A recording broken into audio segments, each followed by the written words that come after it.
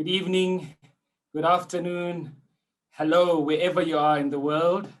I know that our guest of honor today is on the west coast of the USA, in a city that everybody can pronounce, but I don't pronounce that city because I struggle pronouncing that word. Don't know why. We all have our, our disabilities. That is one of mine.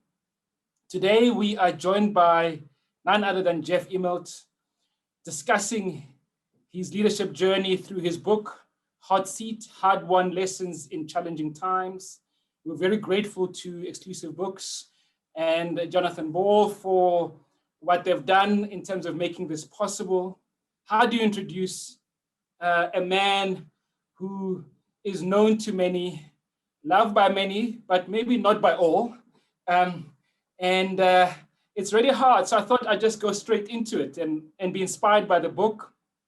In my view, I read the book twice now, and I hope I'm not exaggerating. So when I say when the dust settles, this book will rank among the best corporate leadership books of our generation. You'll find that Jeff regales the reader with interesting characters like the celebrated Jack Welch, his predecessor, Sam Palmisano, that many of our MBA students know via the case studies of IBM. Steve Ballmer, again, known to us only through the case study method of Microsoft. Likewise, Jamie Dimon of JP Morgan. And of course, if you were alive in 2008, Hank Paulson, formerly of Goldman Sachs, and now, and latterly at that point of being the US Treasury Secretary. Of course, our favorite investor, Warren Buffett, our green politician, Al Gore, our favorite American president of modern times. No, not Donald Trump, Barack Obama, but of course, Donald Trump himself, but first, not as president, initially as the apprentice. Emmanuel Macron, but not as president then, but as a junior minister. And I think even though, Jeff, you don't say, but I think you were a bit of a groupie when you met with Prince Charles, to name but a few leaders beyond the reach of us mere mortals, but with whom you engaged as you sought to reshape GE in your 17-year tenure as CEO. With such illustrious characters to breathe life into your narrative, where should I start in this conversation? Well, I could start at the beginning, day one or day two, so to speak, when you as CEO, you woke up on your second day to the horror of the whole world, of the images of collapsing Twin Towers of 9/11. And then as you thought you were catching your breath a month later, and as you were taking comfort in a 29% rise in GE's share price, the world learned about the biggest accounting scandal then, being that of Enron, which resulted in a spotlight in the biggest profit generator in GE at the time, and of course, a year later, some would say resulted in the Sarbanes-Oxley Act. But unfortunately, I don't want to start at the beginning, Jeff. I want to start at the end. So let me talk about what I've titled Hurt. You indicate in your book that an announcement of your retirement in 2017, the GE stock went up by 4%. That must have hurt, Jeff. Morris, it's great to be with you. It's great to. I want to say hello to all my friends at the GIBS Business School and in South Africa. Look, my tenure started in crisis. It went through change. It landed in crisis again, and then change, and then crisis. So I'd seen ups and downs like any leader, like any manager, like anybody, like any human being has seen the ups and downs. And, I think it hurt the way it ended. It was an extremely difficult time personally of self-reflection and self-renewal. But one of the reasons why I wrote the book, Morris, is that everybody in COVID is going through difficult times. And I wanted to tell stories about perseverance, friendship, just keep trying. And when those things that hurt you, you just have to keep moving and keep trying. Thanks for that, Jeff. And we're going to come back to the story of resilience, the story of perseverance, and many of the leadership lessons. And in case people don't believe that I've read the book, here it is. Got my copy here. And I noticed that somebody has already hit us with a question on the Q&A. We'll come back to that. It's on Alstom. I would say rather, there's actually a great answer on why GE bought Alstom in the book. So I would encourage you to buy the book and read the response to that. My next question is something that is a recurring theme in the book, and it's this recurring theme of truth. And so I want to foreground this theme of truth by asking you about success. So under Jack Welch, he was voted, I think he was the CEO of the century. Success can be measured in a 50 times PE, right? And in the book, you indicate that at the end of your tenure, GE was valued at a PE of 15 times. So in case people don't get my enunciation, 5-0 for Jack Welch and 1-5 for Jeff Immelt. That's a significant, some would say, value destruction from a shareholder perspective. And so some would say this is the opposite of success. Yet you present an equation of truth being something about facts and context, suggesting that you believe your tenure was success using a different metric.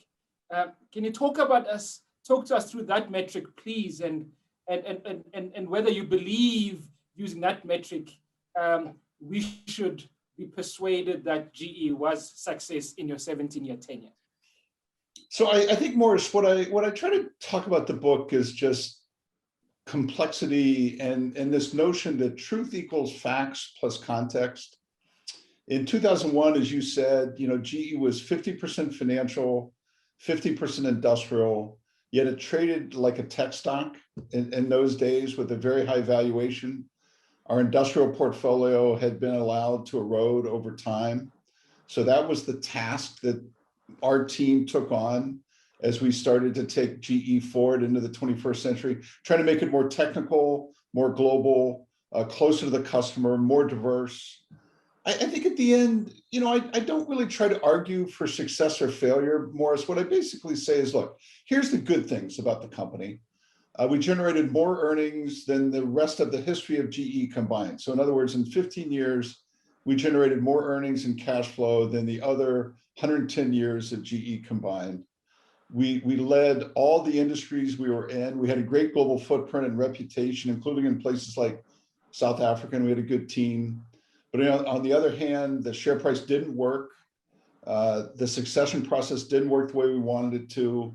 And there were things on the negative side of the ledger as well. And so the way that I wrote the book was just as a story, to lay it all out there and let the reader decide for themselves what's success, what's failure, and what mattered most as it pertains to driving change over a very complicated era. Lastly, I would say, Morris, one of the reasons why I wrote the book is because I felt the context around the company, in other words, the completeness of truth, had just gone lacking. And I wanted to add that to the narrative around really the company I love and the people I love. And I wanted them to share that with me. And that comes through very strongly. And you talk about earnings, and maybe for the kind of numbers people want to hear. So you're talking about over that period, $240 billion in earnings, cumulative cash generated of about $280 billion, and cash given back to shareholders about $145 billion. So certainly those numbers are impressive. It always intrigues me, coming from the investment industry myself, how investors actually decide about future earnings and completely ignore current earnings. But one day it will become clearer, I'm sure. And hope, unfortunately, by that time, it will be too late because I might be going into retirement. But you talk about the company you love, and one of the sections in the book that I thought was really interesting how you put it out there is when you said that Jack Welch threatened to kill you on live television. And so against that background, I'd be very interested to understand how this obsession with earnings, particularly in American corporations, and it seems like in terms of quarterly estimates and quarterly earnings, and GE was not immune to that. I'd be very interested to know how that shaped your idea of success, that shaped your idea of how to, of visioning the organization and so forth. Yeah, especially under the threat of death. So I always say that, I had a complicated relationship with my predecessor. I loved him. I learned so much from him. I enjoyed working with him, but I needed to take the company in a different direction. And sometimes that's more difficult than you would think, particularly when you replace somebody that's extremely famous. The particular incident, Morris, that you point to happened in the first quarter of 2008. And I talk about it in the book, really in the context of the precursor to the financial crisis and how difficult it was for anybody to do forecasts during that time period. You can always have a tremendous debate about whether companies should give guidance or not give guidance. I respect that, but clearly going into the 2008, 2009, 2010 time period, none of us should have been giving guidance. All of us stopped giving guidance because the world was just too volatile of a place. In terms of short-term, long-term, I remember after 9/11, the market was closed for a week and then it reopened on the next Monday, and our stock got crushed. And I called our biggest investor, and they told me, the portfolio manager told me that they sold the stock because they didn't realize that GE was so big in the insurance business. This was an investor that owned $4 billion of stock that didn't really understand the company. So I think what's important for all business leaders is transparency and just consistency vis-a-vis strategy. If you're in the aviation business like we are, that's a 20-year bet. The investors that own your stock should know that the aviation business operates over mega cycles, mega years, and not the third quarter of a specific year. And again, I think when perception doesn't equal reality, and when you get investors that own your stock that don't really understand the stock or understand the company, that's a mismatch. That always ends poorly. The last thing I would say, Morris, is the people that have done let's look at this generation. The companies that have done the best, and I included that Amazon, let's say, or even Berkshire Hathaway, or let's say Elon Musk and Tesla now, they basically say to investors, look, join us or don't join us, we don't care. Here's where we are. So if you have the courage of your conviction, the companies that have done really well over the cycle are ones that have really done every day what they think they're right. Morris, as a CEO, you can get in trouble in two different ways. You can get in trouble if you don't listen to your investors. You can get in trouble if you listen to them too much. So you're always navigating between those two guardrails if you're a CEO. Threading a needle. Yeah. So talking about investors, this is my last question about the external world from an investor perspective. You've got some strong views about the efficacy of activist investors, particularly during an organizational crisis. I wonder if you could share some of those with us, please, Jeff. Yeah, at the end of my tenure, we had an activist investor. I certainly never blamed them for some of the market challenges we had and things like that. But it's a pretty straightforward process that they use. In other words, it's kind of fire the leader, break up the company. It's drive divisional change, cut cost. And if your specific answer doesn't fit any one of those four methods, there can actually be quite a bit of time wasted and quite a bit of excess motion. And so what I try to point out in the book is that there's a reason why activists exist, and they're going to continue to exist, but sometimes they're not the answer. I don't think they were the answer for GE. And there's a frictional cost when that takes place of time waste, of management focused internally instead of externally. And typically in a crisis, internal focus is death, and that can really set you back. So I view that as one of the let's say the excess costs of having an activist in your stock. Lovely, thank you. So there's some questions on the Q&A that I'm going to refer people to the book because I think it's important that they read the book, but there's some that I'm going to lean into. So Zane Forrester, for example, says, "What in capital letters, what was the most valuable lesson you learned, A, personally, and in business-wise from your predecessor, Jack Welch?"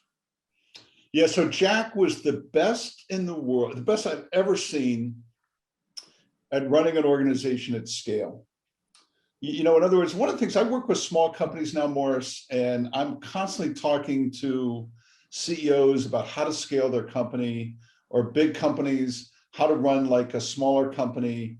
Jack was awesome at that. So he did a couple of things really well. First, he created an aura about himself and about the company. You really felt, even though there were hundreds of thousands of employees, like you could intersect with your life any given day. He really created what I call horizontal cohorts of leaders. If you were a manager in GE, it didn't matter if you're in aviation or NBC or another business, that meant something. And it meant something in terms of how you behaved and how you acted. He knew how to set priorities and metrics. So what I call instrumentation of a company, he was fantastic at that. He knew how to communicate to hundreds of thousands of people, 1,000 people, 500 people, 50 people, 20 people, one person. He could change the tenor of his voice and his communication techniques. And he was the first, I think, manager or CEO in the US that really understood the value of human resources, that professional development, training, and education was really an essential part of any company. If you remember, you know, Jack became CEO in 1980. Up until 1980, fundamentally, human resources in the US was union relations, because that was the vast amount of people. Jack kind of took human resources into the, let's say, the 21st century. So I learned a tremendous amount about him, and I try to teach some of that today, even to startup companies. Excellent. So one of the lessons I learned from you, maybe building from Zane's comment, is this notion of two truths. You mentioned that in a crisis, good leaders can hold two truths at the same time. They prepare for the worst while taking big swings to set the table for the needed improvements. Can you elaborate on this perspective, particularly for those leaders in today's time of COVID that are having to motivate their organization towards an uncertain future, but at the same time having to deal with a lot of unknowns in terms of where the success will come from for their business? Yeah, you know, it's really, so just to elaborate a little bit more, when I talk about two truths, it's exactly what Morris said, which is that things can always get worse. You know, in other words, sometimes you're in a meeting and somebody will be exasperated and say, things can't get worse. Let me tell you guys, they can always get worse. So don't believe that. But there's going to be a future, and the people that work with you or work for you want to know what that future is. The story I tell in the book, which I think is illustrative, which is in 2003, the commercial aviation business after 9/11 was in a horrible shape, really terrible shape. And that was exactly the time that Alan Mulally, who was then running the aircraft division at Boeing, announced the Dreamliner, which was going to revolutionize the commercial aviation industry. And everybody scratched their head and said, why would he do that now? But it was his way to say that there was going to be a future. There was going to be a next step. So no matter where your business is in COVID, you need to have done the things that are really essential to keep your company safe for the long term. But really right now, you need to be pivoting in your organizations to start talking about the 2 or 3 things that are going to shape your company 5 or 10 or 15 years from now, because that's why good people stay. Good people aren't going to stay if they just think it's going to be a crisis every day. They will stay if they say, okay, my leader is going to make progress. Maybe I'll bring it close to home, you know, Morris, because natural resources are an important part of the South African economy.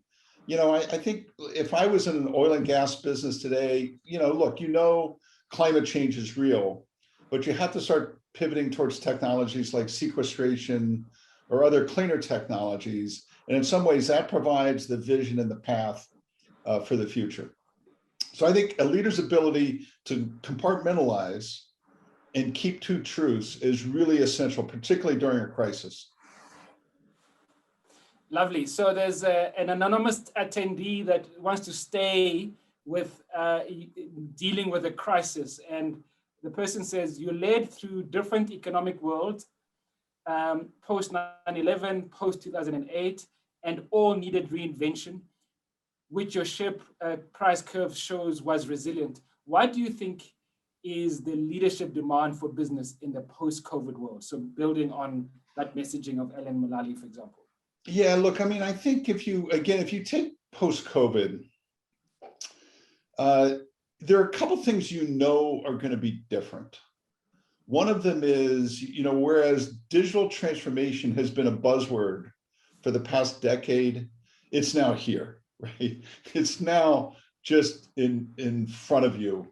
And it's going to be essential that you grab what aspects are going to be part of that going forward in your business forever. Number two, government has been intersecting with business increasingly from each crisis. Post-COVID, whether you like it or not, government is your partner. It doesn't matter what industry you're in. And that's particularly true in the US, really. You can't have a government pumping in $4 or $5 or $6 trillion into the economy and not expect them to have higher requirements for what it means to be a business person going forward in the future. And then the third one, I would say, Morris, is your team is going to have different expectations about where they're going to work and how they're going to work in the future. There's some things about working from home that have worked. There's some things that haven't worked, but I don't think you're just going to unlock, everybody's going to get vaccinated. You're going to unlock the doors of your office or your school one day, and everybody's going to march back in the way they did pre-COVID. That's not going to be true at all. So I think schools are going to have to change. I think businesses are going to have to change. So digital transformation, intersection with government, future of work. I think those three things post-COVID are really going to change. So there's quite a few people like Hussam Morsi, for example, and Oscar Makola and Murifi, who are very interested in this digital conversation. And I suppose if I had to merge all their thoughts, it would be that you are very committed to the digital transformation of this industrial giant. And it looks like that journey was interrupted. Can you help us to understand, firstly, in your time, what can people learn about how to make it work on the one hand, and and which mistakes to avoid making? And post your time, what can people learn about the choices that GE management made that really led to the stalling of this digital dream? I think that's a good question. Sometimes with big change initiatives, you're too late, sometimes you're on time, and sometimes you're early. I would say in the case of globalization, we were just on time. We did it well. We became, I think, a very, very strong global company. In the case of digitization, we were early. We started in 2008 or 9.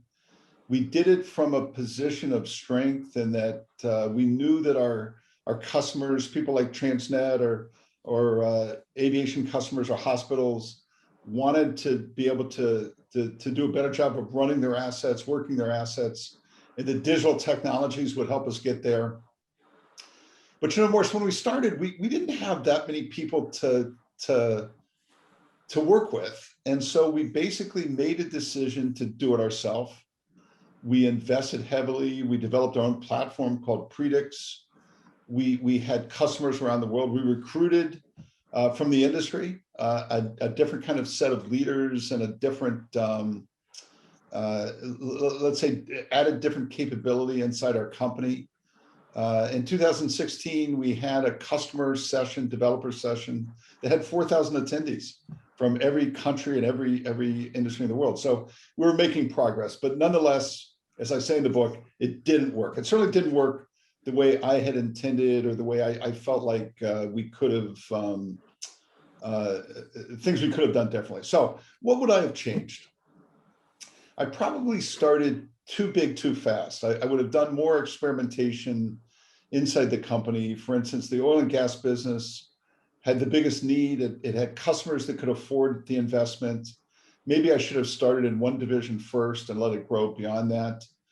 I had a difficult time. I tried to run the business outside the frame of GE, because that was essential to recruiting, but still connected to the organization.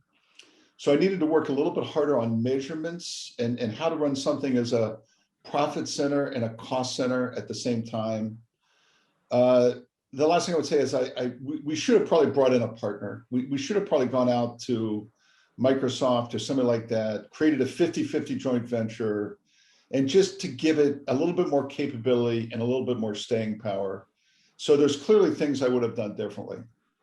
Now, the last thing is look, for those of you out there that are driving change in organizations big and small, you need to be a zealot, and you need to be persistent, and you need to be dogmatic about how to drive change. And the second I left, none of that zealotry was there anymore. And in big companies work on momentum, and when the momentum slows down, things stop, right? Yeah. And I think a little bit of that is what happened to GE. You know, Morris, for your students, and I get it with my students, and for all of the business leaders who are part of this session, listening, you know, the art of listening is really one of the things that's hard to teach, and it's very judgment-based. I can give, and I try in the book to give examples of places where I listened and we did the right things. Times when I listened and that was the wrong thing. Times where I didn't listen and that was the right things. Times when I didn't listen, that was the wrong thing. So, you know, the notion of just listening to people, basically people inside the company in digital wanted us to slow down. The second we slowed down, we lost. Yeah. So was that helpful or not helpful? I leave that to the reader to make that decision. But I think that's one of the things that for your students and for every business leader, surrounding yourself with people you trust, listening to them, you know, and getting their opinions, that's the key, right? Because it's hard to make decisions with so many voices, with so much change, yet decisions are what leaders have to do. So without giving too much away from the book, Jeff, particularly on the Alstom transaction, because I think you reveal in the book stuff that was not in the public domain. I wonder if you could comment, because I think there are quite a few questions that are coming up on Alstom on the chat. That indicates to me that it's still seen as the transaction that broke you. And I wonder if you could maybe give them a teaser about what really happened behind the scenes, and where it stands today. What does Alstom mean, that transaction mean for GE today? Of course, you're an outsider, that's a different issue. Yeah. You know, it's one of the reasons why I wrote the book, is just because, you know, the truth, actually, in the case of Alstom, it wasn't even about context. It was actually truth that had been lost from the transaction. So you have to go back to 2014. This was a highly competed transaction by the people that were in the power space. So Siemens and MHI and everybody, the Chinese power companies, were all bidding for Alstom. For us, it seemed like a pretty straightforward transaction. We did it for three reasons. You know, one was we did it because it grew our service installed base. And particularly with climate change, we felt like being able to upgrade power plants with better capability was going to continue to be a very good business. Alstom brought us offshore wind capability, which I thought would really be important as we went in the future, capability we didn't have. And lastly, the footprint of Alstom was much more global than GE. And it was our belief, and I think is still true today, that there's going to be more power installed in Africa or Southeast Asia or India than in Europe and the US. And so we felt like Alstom gave us great capability in all those things. And so we competed actively with our competitors and won the acquisition and the transaction. And, you know, again, it failed. Again, timing wasn't great for sure, Morris, but it failed primarily because our execution just wasn't up to par. And one of the things I talk about in the book is just the disagreement between the board and me about the leadership team and power and the way that progressed over time. So anytime you think about acquisitions, there's three pieces to any acquisition. You know, one is strategic, right? One is, does it make sense? Can you do it? Does it fit your strengths? That's one piece. The second piece is timing. You know, are you on an up cycle, a down cycle, a sideways cycle? You know, sometimes you know those things, sometimes you don't. And the third is just a committed team that is there to execute.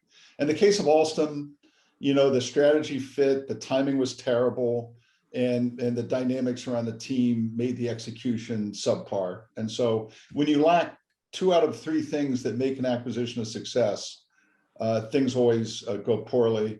And by the beginning of, let's say I retired, by the end of 2017, the top 12 or 15 people that had worked on the Alstom deal had all left the company, right? And so it's hard to hold people accountable when it wasn't their deal, quote unquote. Now today, absolutely, you know, the offshore wind business, the power business is rebounding, the service business is doing well. The offshore wind business will be between $2 and $3 billion this year, so it's done quite well. And I think, you know, you guys in South Africa sit in places that still need electricity, as does Indonesia, as does India. So it's not a bad business to be in today, but it clearly was, the postmortem wasn't very helpful, but the postmortem in the public wasn't very truthful either. So again, and what I say in the book, Morris, is that if I had it to do, I wouldn't have done it, but for different reasons than most people think. It wasn't because of climate change or things like that. It was really because we just weren't ready to execute. My transition happened a year or two after Alstom took place, and we just weren't in position to do our best. Absolutely. So I'm going to ask you a question from a colleague, somebody I respect, is a big investor down here in South Africa, CEO of investments, Stanlib, he's formerly Investment Solutions. And Derek Mcv says, what is the role of luck in leadership and management? You seem to lean on the view that you had an unfair amount of bad luck. Where does luck stop and end, and when compared to competence, skill in leadership? Thanks, yeah, look, I mean, I think in terms of viewing myself, I don't necessarily consider myself to be lucky or unlucky. You know, look, we did our best through all the cycles. We generated the earnings and cash we generated. The share price didn't work. I don't blame that on luck. I really don't. What I try to do in the book was tell a story, right? Was tell a story of cycles, decisions, what works and what doesn't work. And again, I just think business cycles, managers have to manage through them, and you have to be accountable for your decisions. So let me leave that there. Now, lovely. Okay, so but let me say more. So pre-COVID, right?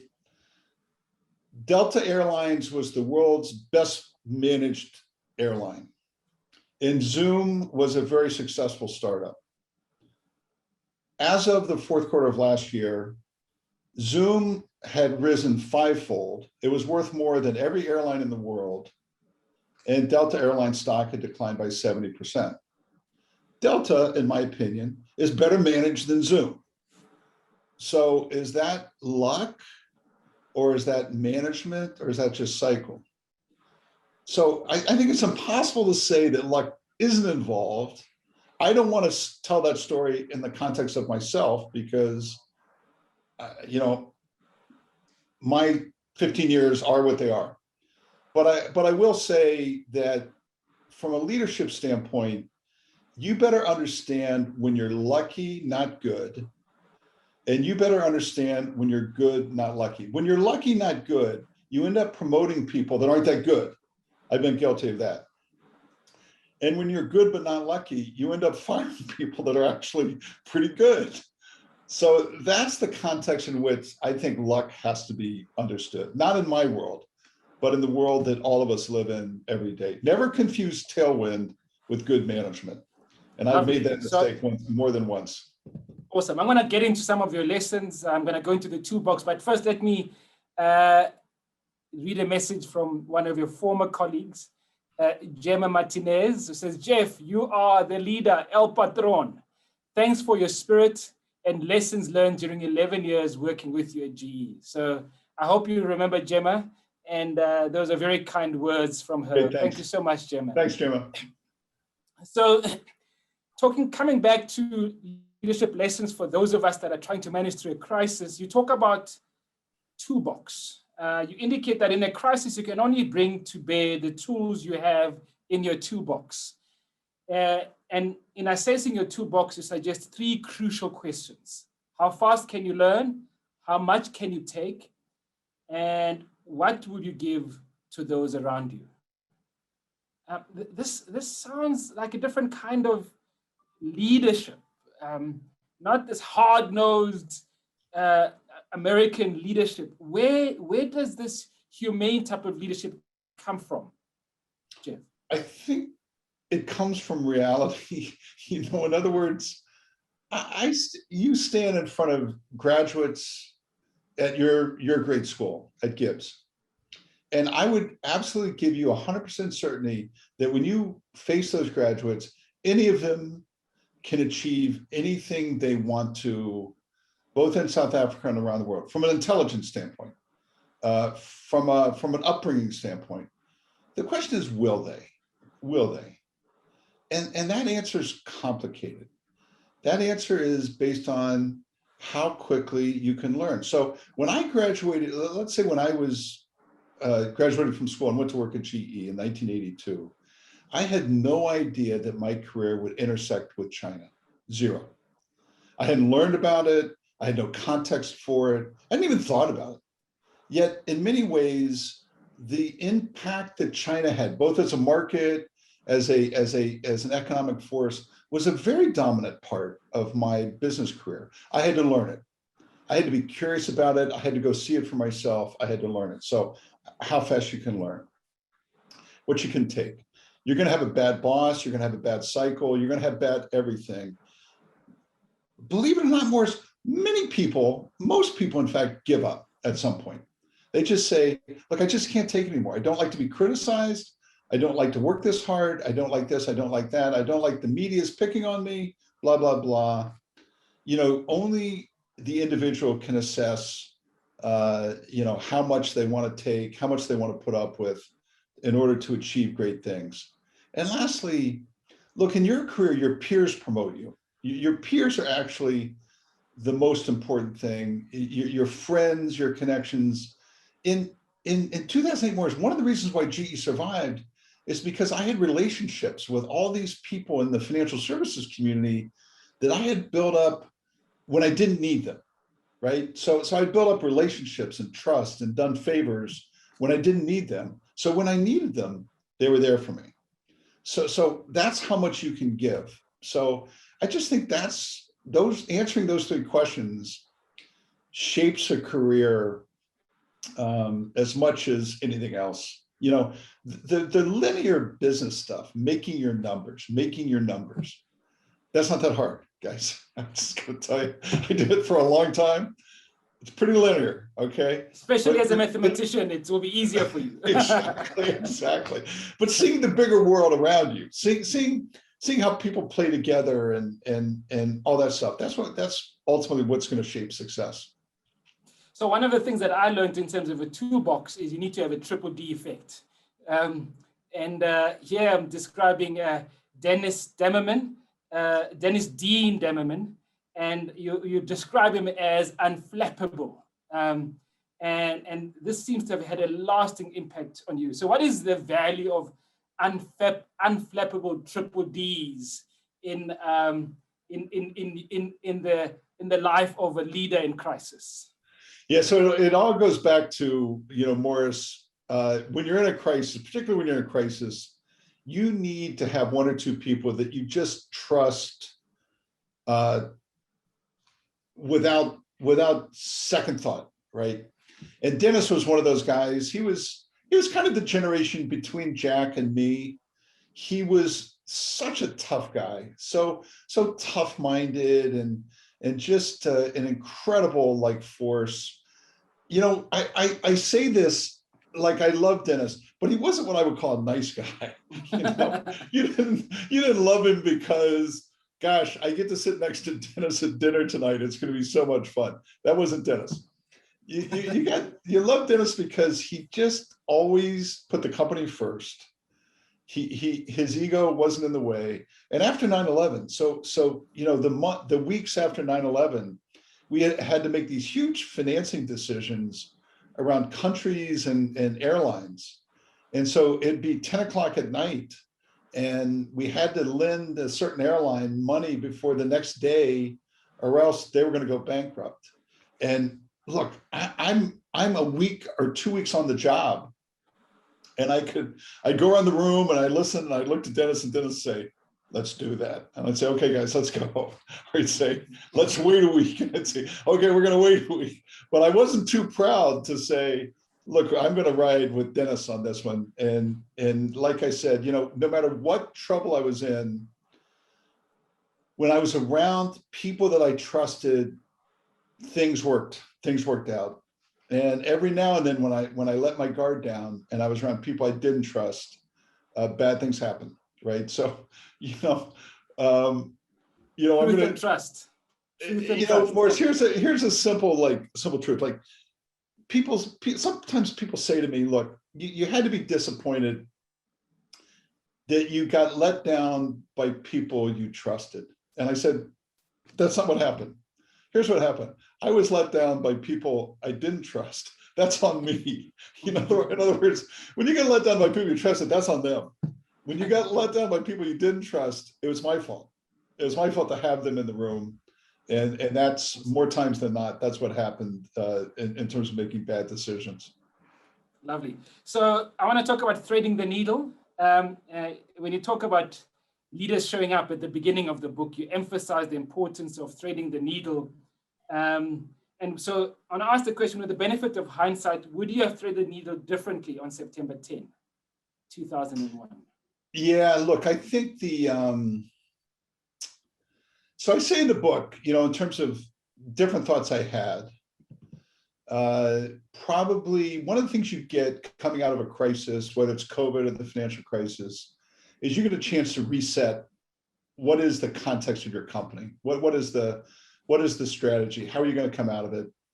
And what I say in the book is, after 9/11, one of the things I would have done is really change the financial service industrial mix, shrunk financial services, tried to grow industrial as best I could. But instead what we did is we allowed both to grow, and we took the cash from GE Capital, put it in industrial, and tried to retool the industrial business. And that worked up until Lehman Brothers went bankrupt. But once Lehman Brothers went bankrupt, we were just too big in financial services, and that decision didn't look very smart, right? So, it was complicated taking over for a famous person. In many ways, even though I did set us on a new path, it probably should have been even more dramatic than the one that I set us on. And let me pivot, Morris, because I think it's something that's very relevant to leaders who are listening here tonight, which is when you're taking over for anybody, there's this tendency to kind of, you have to balance between wanting to blame the past or engaging your team in a different path. And I think it's natural. Look, I filled thousands of jobs while I was CEO. 90% of the people came in and said, "Okay, there's a new leader in town, that person did it wrong, here's the way we're going to do it. I have a high tolerance for that. It just needs to have a short life. You know, I think about US politics, you know, it's 3 months into President Biden's term. Already the average citizen doesn't really want to care what President Trump did. Really, you know, it may make a good speech, but everybody wants to see what the leader's going to do next. And so blaming the past, praising the past doesn't matter that much. You need to kind of cast a new path.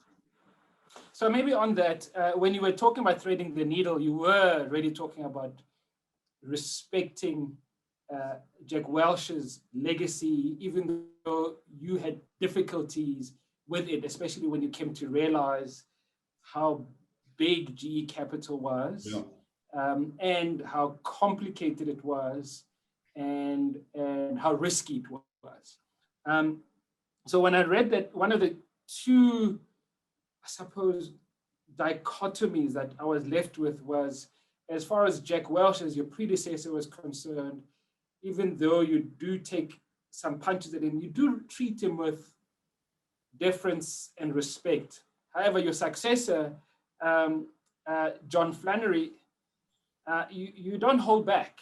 And some might argue that you were possibly unhappy with how he handled your legacy, including the accounting scandal of GE Capital, which Harry Markopoulos has characterized as bigger than Enron, that resulted in GE writing off $200 million, not writing off, actually settling $200 million with the SEC. So in other words, there's some skepticism when I read that section of John Flannery.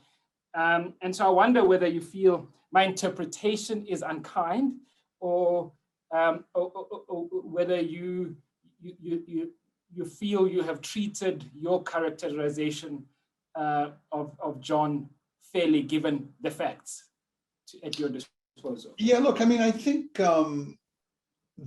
my succession didn't work the way any of us wanted it to do, and I'm responsible for that. I'm accountable for that. What I try to do is reflect kind of what happened. Not, you know, again, Morris, my co-author spoke to 80 people. So a lot of that kind of came from people that were there at the time and what they saw. And you know, there were many tough business cycles that John had to deal with. But one of the aspects was he had to make decisions quickly. And for whatever reason, those decisions weren't being made, right? So really, that's the only characterization. I have respect for John, and I'm accountable for that. More broadly on the accounting, look, the thing that you mentioned, that was largely debunked. And all of the aspects of GE, particularly from a controllership standpoint, there were layer after layer of approvals. There were checks and balances inside the company. We had a very substantial relationship with outside auditing firms and our regulators. And when I retired, the chairman of our audit committee was a retired SEC commissioner. So this was a company that followed the rules, did our best to always be transparent. And, you know, there's a difference maybe between getting something wrong and getting it wrong on purpose. And I would say, you know, Morris, as it came to controllership, we allowed there to be a sense over the past few years that the culture allowed these things to take place. That was far from the truth. And again, one of the reasons why I wrote the book was, again, not to set the record straight, but to tell people how we did things. And we did things with the highest intentions of integrity and transparency at all times, right? So that's again, one of the things that I wanted to make clear as I wrote the book. So in reading the book, I do get that comes through quite strongly in terms of your own personal upbringing from your family, in terms of how you interact with your family as in when you were a child, and then your family now as with your wife and daughter, and then your broader GE family. And of course, I was wondering whether you would show us your tattoo, but anyway, that's for another day.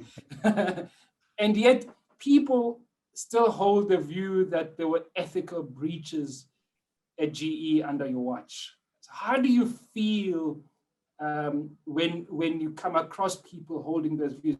One of our viewers, for example, is Lanisha Pillay, who's concerned about your current brand and practices and how that comports with ethical business practices. Again, Morris, I did a very public job for more than 15 years with checks and balances and transparency along the way. Did I get everything right? No. But I always did the best. Not just me, but the team, we always did our best. We always comported ourselves, I think, with the highest standards. And again, that's the story that I've tried to tell. People are going to cast judgments. People are going to say what they say. I get all that, really. And there's nobody in the book that I'm tougher on than myself. And that comes through very strongly. But I worked with hundreds of thousands of people, and I want them to be reflective of the time we spent together for the time, not just as a CEO, but the time that I worked for the company. These are great people, and I want them to be proud of the things that we did well, and I want all of us to learn from the things we could have done better. Beautiful. So we're almost at the end. So I've got 2 questions left. One is about the competitive boss. You say in your determination to be a great boss, you believe that the CEO should be the most competitive person at the company. To establish from the top the will to win. Do you still believe this? Well, look, I do. I think the competitive nature of the world, of disruption, of globalization, is never more apparent than it is today. One of the things that I worry about in the United States is that we have a generation of business leaders that are coming into the world today that feel like they can't compete in China, that aren't going to try to compete in China, and who feel like they need to be protected from either the biggest or second biggest economy in the world. And clearly there are problems with IP security and geopolitical issues and things like that. I get that. But we always wanted our team to feel like they could compete and win every place in the world. We wanted them to have their head up. So we went to China. We won there. We competed there. We built big businesses there. We went to Africa. We competed in Africa. We built businesses there. And I wanted that to be the spirit of the company that gave, from the factory floor to the boardroom, people a sense that we could compete and win in every corner of the world and all the businesses we were in. So we began this conversation talking about hurt. I want to end it talking about happiness. You say, talking about leaders can be happy even when things don't work out. How can leaders be happy even when things don't work out? How do you learn to be happy even when things don't work out? Look, there's not a day that I don't reflect on my career, my life, things I would have done differently, decisions that if I had to do, I would do over again. Even an interview like this, Morris, there's questions that you need to ask and that you ask about the book and about me that are challenging. And I respect that. And even they hurt a little bit still. And that's just the way life goes. But I have more to give as a human being. I have lessons to give to entrepreneurs, to students. I find that my students, they don't want these glowing books on the 7 steps of leadership and blah, blah, blah, fancy songs of how things work. They want the grit. They want when things don't work. They want renewal. And in some ways, that's what I'm trying to live myself. So just keep going, right? Keep going. What I find is that you have an ability to find new forms of happiness, even while there's sad things that are done in your past. So again, not a day goes by that I don't I don't think about my colleagues and ways that I wish I could have been better. But I still think I have more to give to the business world and to young people, and that's what I want to do. Well, Jeff, I think you've been awesome. I want to end by bookending your experiences, thinking back to Jeff as a HBS student, HBS young graduate, and then later Jeff as a professor at Stanford University, standing in front, then sharing his leadership lessons. When you bookend those, my favorite quote from your book, I've said this to you before, is leadership is an intense journey into yourself. If you can go to bed feeling beaten up and rise next morning ready to keep listening and learning, then I believe you can lead. I wonder if for the next 60 seconds, you can reflect on those two concepts. You already have started on one, but maybe pull them together for us, please, Jeff. Learning and listening. Yeah, look, I think your life is a journey, and that journey is going to have great days, and it's going to have low days. And again, I've spent a lot of time in South Africa, and I know a lot of your local students. You live in a volatile. We live in a volatile time, and perseverance is what matters most. So not every day is going to be perfect, but if you can bring it back to what you can do yourself, in other words, don't ever be a victim, but just internalize everything and use every crisis, every barrier as another moment to learn and get better. If you can do that, you can lead.